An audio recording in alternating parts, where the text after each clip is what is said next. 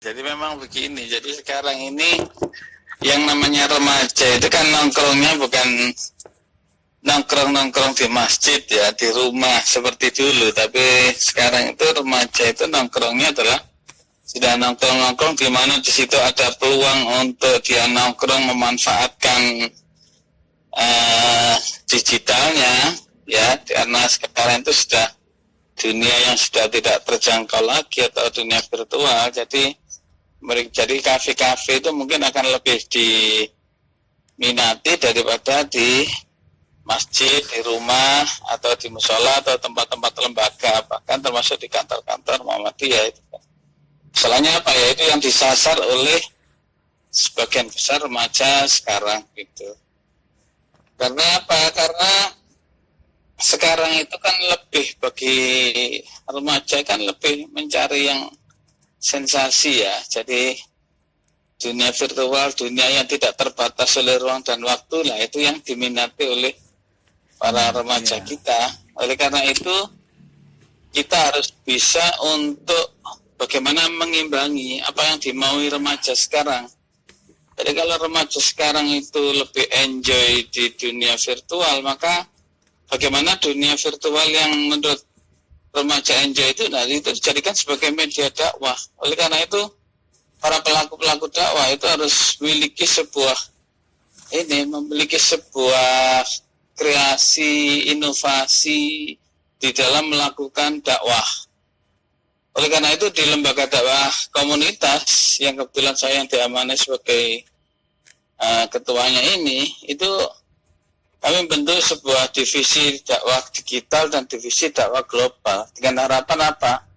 Dengan harapan bahwa kita itu bisa menyamai ya, minimal begitu, kalau bisa melebihi adanya konten-konten negatif yang sekarang sudah sangat luar biasa, nggak bisa dihitung oleh teknologi pun. Karena apa? Karena banyaknya itu. Oleh karena itu kita harus bisa mengisi dunia virtual itu dengan konten-konten yang positif, yang ada nilai-nilai dakwah. Termasuk kita dalam kajian-kajian juga begitu. Kita sudah tidak lagi kajian-kajian remaja di masjid itu sudah membuka kitab secara manual lagi, tapi mereka harus kita ajak membuka kitab secara elektronik begitu, secara digital. Jadi kita kenalkan. Misalnya adalah kita mau membuka kajian-kajian kitab-kitab hadis gitu ya, misalnya tentang masalah Maktabah Samila, Kutubus Tis'a, Kutubus Sam'a, dan hadis-hadis yang lain. Itu sekarang kan cukup membuka aplikasi, kan sudah ada semua gitu. Nah, itu kita kenalkan. Kalau enggak, maka mereka itu yang dibuka aplikasi-aplikasi yang lain, bahkan mungkin ke arah negatif gitu. Jadi kita kenalkan itu. Jadi kita akan mencoba khususnya di LDK ini bagaimana pelatihan-pelatihan menjadi dai-dai virtual yang cakap, yang terampil, dan tentunya menyenangkan dan mengembirakan. Itu misi-misi di dalam kami mengeterapkan nanti. Karena ini bagian sebuah komunitas remaja ini yang harus kita garap itu sekarang. Kalau nggak kita garap dengan bagus, ya dengan yang menyenangkan dan terkait dengan gadget, nah itu nanti susah. Makanya beberapa kajian kalau yang saya ampu itu ya, kalau bisa waktu kajian itu sudah bawa gadget, bukan bawa kitab-kitab lagi. Nah, jadi kita buka aplikasi tentang ini ya. Jadi mereka itu merasa senang gitu. Wah, saya kan ikuti kemauan remaja, tetapi tidak sampai ke arah yang negatif. Nah, jadi kita arahkan, coba semuanya buka aplikasi tentang maksud ini, gitu. Misalnya tentang fikih. Nah, tidak, ya nggak bisa kita cari bagaimana sampai dia itu bisa membuka sebuah aplikasi, misalnya tentang fikih, tentang hadis, tentang tafsir, mungkin tentang masalah-masalah kekinian apa itu. Nah, di situ kita kaji bareng, kita diskusikan, kita termasuk mungkin cara-cara baca kitab tanpa harokat atau kitab gundul yang belajar, kan semua sudah ada. Nah, itu upaya-upaya yang harus diterobos dalam saat sekarang ini untuk mengimbangi bagaimana remaja kita supaya tidak lari ke mana-mana, tapi tetap dalam sebuah apa ya istilahnya itu kawan lah. Sekarang kan dunia teknologi digital kan sebagai kawan erat remaja lah. Saya kira seperti itu, Mas. Ya. Apakah generasi muda ini betul-betul meninggalkan masjid seperti itu, Pak? Dan tadi juga ada yang menarik tentang memenuhi ruang-ruang kafe gitu. Apakah bisa disandingkan masjid dan kafe atau gimana itu, Pak? Nah, sebetulnya begini, ya tidak semua remaja itu meninggalkan masjid, tidak. Khususnya masjid-masjid yang kreatif, masjid-masjid yang tanggap.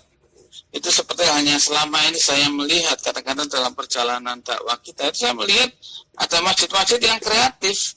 Jadi masjid-masjid yang di situ menyediakan wifi, masjid-masjid yang menyediakan kajian yang sangat dekat dengan teknologi gadget ini. Contohnya tadi itu, jadi sebuah masjid menyediakan wifi, memfasilitasi, kemudian juga menyediakan ustadz yang banyak inovasi dalam dunia digital, seperti halnya kajian-kajian yang seampuh seperti itu, ya. Jadi remaja tidak lagi ke masjid membawa itu kitab-kitab manual, tapi cukup bawa tab saja. Nah, itu baru nanti remaja itu akan bisa mengalihkan dari tempat-tempat yang mungkin kurang dekat dengan masjid menjadi dekat dengan masjid. Nah, bahkan kalau perlu, masjid-masjid sekarang juga harus memenuhi kebutuhan remaja itu, karena remaja adalah masa depan.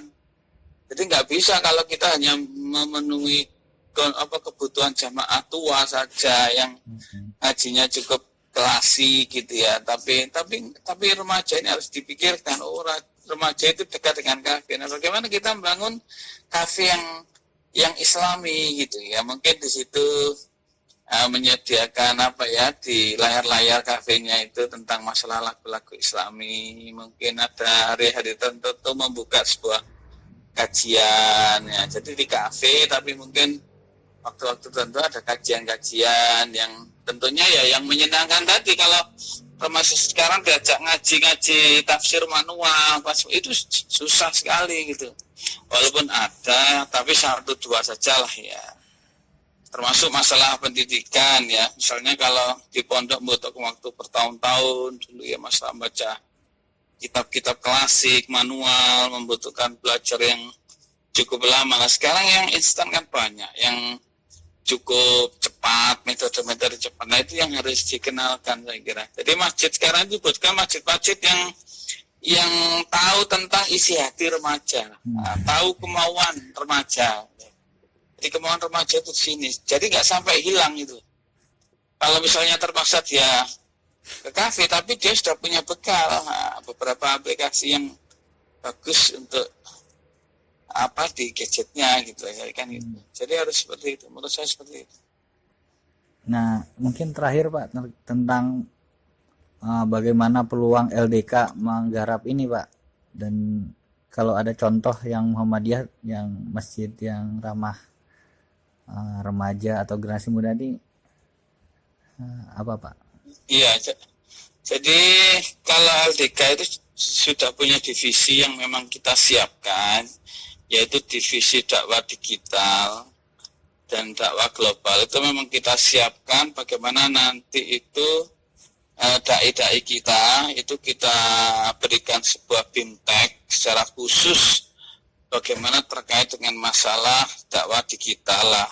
Tujuannya apa? Dai-dai yang kita latih itu nanti ke bawahnya itu adalah menyiapkan generasi-generasi yang paham dengan digital ini tadi. Jadi nanti itu cara mengisinya di masjid-masjid, di kajian-kajian itu sudah tidak manual lagi gitu. Yang manual-manual itu biar diisi para dai-dai atau ustaz tamu balik tua. Nah, yang muda-muda ini harus terakomodir dengan baik.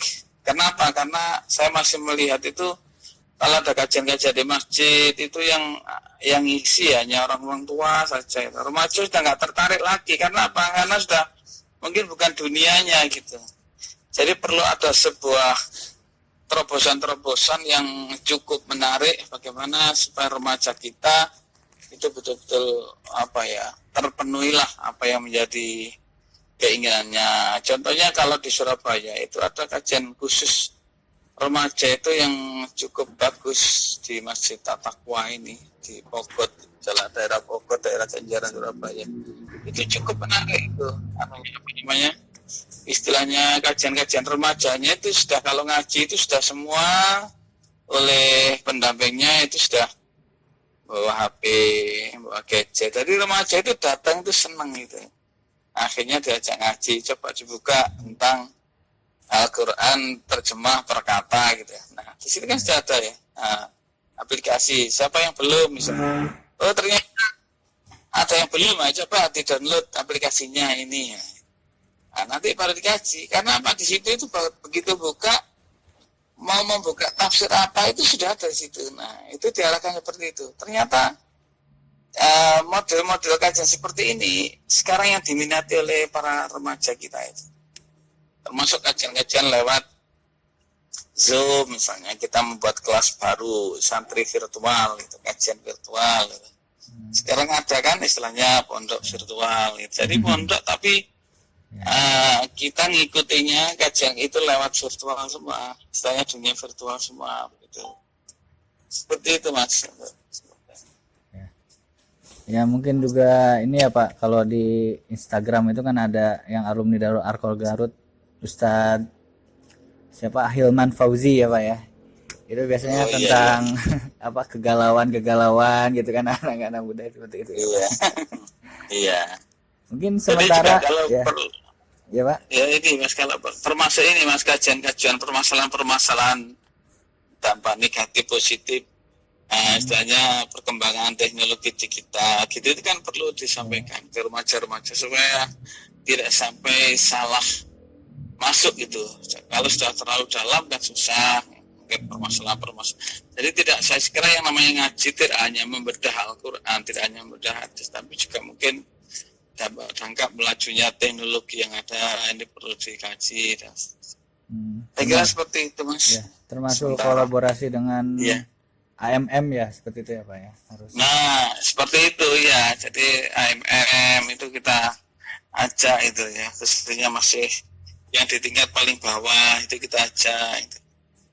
Tapi ya BIMTEK itu tadi menurut saya yang paling penting. Makanya kalau di LDK ini sekarang yang lagi mau diangkat, digalakkan termasuk BIMTEK dai digital ini.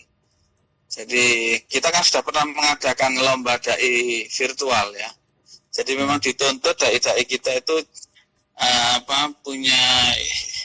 punya keterampilan gitu loh tentang masalah bagaimana berdakwah dalam dunia virtual seperti itu Mas.